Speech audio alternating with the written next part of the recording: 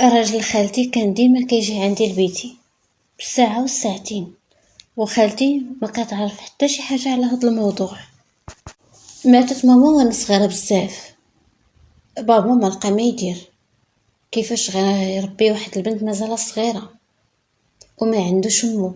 كاين عنده غير واحد اختو متزوجة في مدينة اخرى، داني لعندها. شدتني تقريبا غير واحد السيمانة وقالت له غير اسمح ليا، عندي مسؤوليتي وعندي حتى انا مشاكلي. كيبغي يسافر، كيجي شي عروض ديال الخدمه في مدن اخرى ما كيعرف ما يدير ليا. خالتي قالت لي عطيها ليا انا نربيها وكون هاني من جيتها، وغير لا بغيت تسافر غير سافر. خداتني خالتي وداتني لدارها. الصراحه تهلط فيها مزيان، راجلها كان في الخارج، بقيت معاها في الدار. بديت كنكبر شويه، وصلت للسن ديال المدرسه، دخلتني المدرسه. ديما كانت كتعاملني مزيان، ما عمري حسيت بالفرق ما بيني وما بين بنتها. واخا بنتها كانت كبيره عليا بزاف، تقريبا جلست عندهم واحد غير 3 سنين وتزوجات. راجلها كان في الخارج، كيصيفط لها وكيوصيها عليا. ما عمرهم حرموني من شي حاجه، ديما كانوا كيتهلاو فيا بزوج. المهم بقات الايام كتمشي وكتجي، داز بزاف ودازو اعوام. راجلها قرر يدخل البلاد في خطره، قال بغي نستقر في داري وفي وسط بلادي ومع عائلتي، وبارك عليا من الغربه، وباغي يدير مشروع. وداكشي اللي كان، هو رجع في حاله.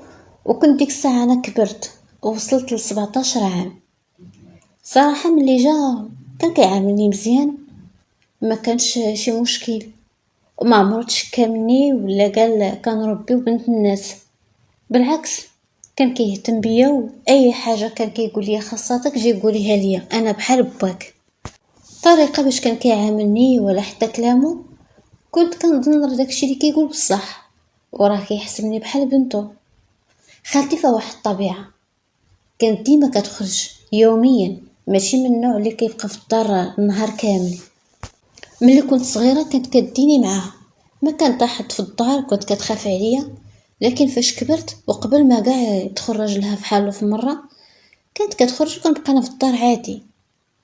وحتى فاش جا راجلها ولات كتخرج، واخا ما كتعطلش بحال المرات الاولين.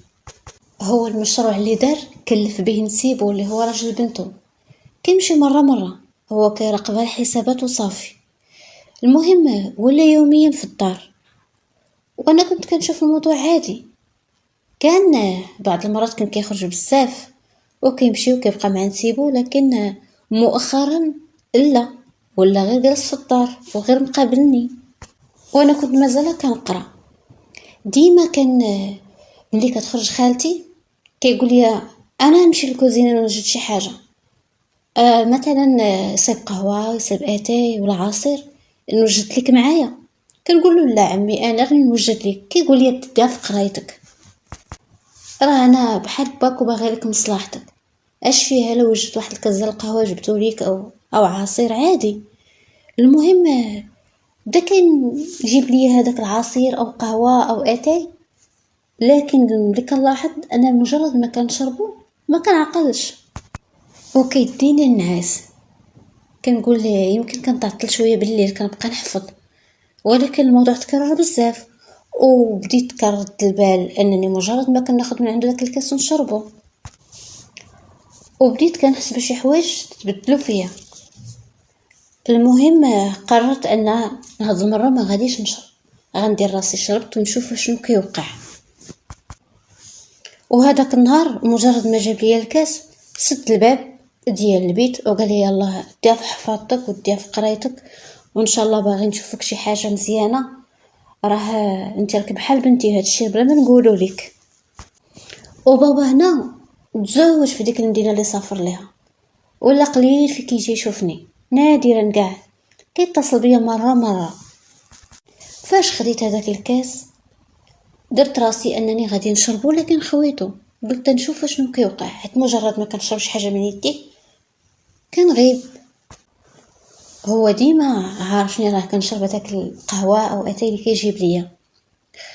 واحد شويه ما كملش واحد 3 ساعه، وانا قبل من هاد 3 ساعات درت راسي بحال ناعسه باش نشوف شنو كيوقع. سمعت الباب تفتح والسيد داخل كيتسلت.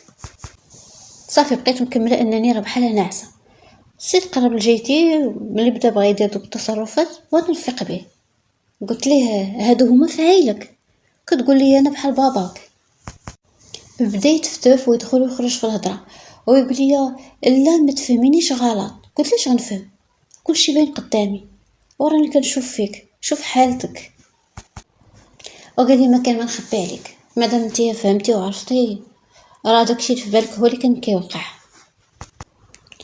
وانا ديك الساعه ما تصدمت، وراه فعلا كنحسب انا بحال بابا. بقيت غير كنشوف وشويه وانا نقول له غادي نقولها لخالتي، هادشي ما يتسكتش عليه. قال لي الا خالتك، واش خالتك ما كتخافيش عليها؟ ماشي بحال امك، راه غتوقع عليها شي حاجه. دبري راسك، السيده بدات كتكبر ومريضه وراكي عارفه. قلت لي ايوا نسكت على هادشي وانت كدير هاد الفعايل، وراه كيف قلتي راه بحال ماما، راه ما نقبلش على راسي هادشي مع راجلها.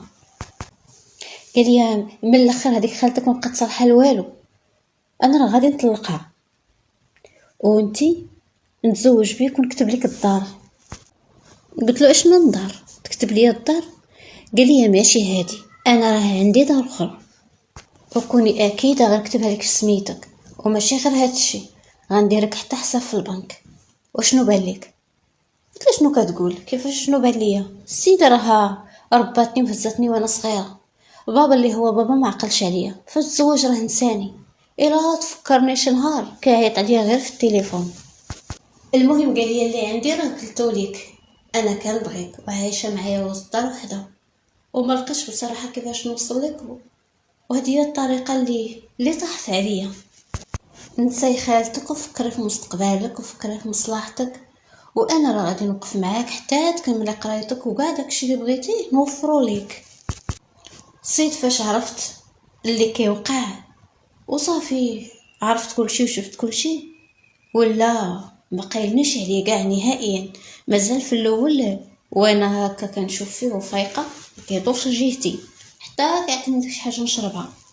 اما دابا لا، عرفت ما بقيتش عارفه كيفاش نعيش في هذيك الدار. قلتها لواحد صاحبتي، قالت لي الصراحه انا منك والله من فلت هاد السيد، سير ندير فلوس بزاف ولا باس عليه، اي حاجه حليتي عليها فمك تلقيها واش بغيتي. لا واش حتى لهاد الدرجه ما كاينش ضمير؟ هذيك راه خالتي، وماشي غير خالتي، ديك راه ماما رباتني وانا صغيره. قالت لي صافي راه عاشت حياتها بركه عليها. وهذيك صاحبتي عرفتها واكتشفت انها من طينه ديال راجل خالتي. صراحه ما بقيت عارفه ما ندير، وخايفه خالتي تعرف هادشي وما غاديش تحمل سيده مريضه، وما عنديش فين نمشي وما عنديش مازال كنقرا. حاولت نتصل ببابا باش نمشي لعندو، ولكن ما كيجاوبنيش. ونهار جاوبني قال لي يا بنتي غير سمحي لي الخدمه وتماره وخوتك، ولاو عندي خوت اخرين غير الطريقه باش جاوبني ومازال كاع ما عرف الطلب ديالي، باين بلي ما عندي حتى شي بلاصه في ديك الدار ديالو. وفكرت فيها مزيان نيت جاتني ما صالحاش، غادي نمشي وانا في عمر 17 عام عند مراتو، ما نظنش غادي تقبلني. بقيت عارفه ما ندير، عايشه وحاطيه مع داك السيد اللي انا عايشه معاه اللي كنت كنحسبو بابا، وخالتي ما قادرش نوصل لها شنو كيدير راجلها. سيده خارجه داخله وفرحانه بيه، كيعطيها الفلوس كيشري لها اللي بغات. هادشي بنتها ديما ماشيه لعندها، ما كتفكر حتى حاجه اخرى. وبصراحه ما غاديش نشك في واحد كان كيتهلا في واحد البنت وكيقول لها انتي بنتي،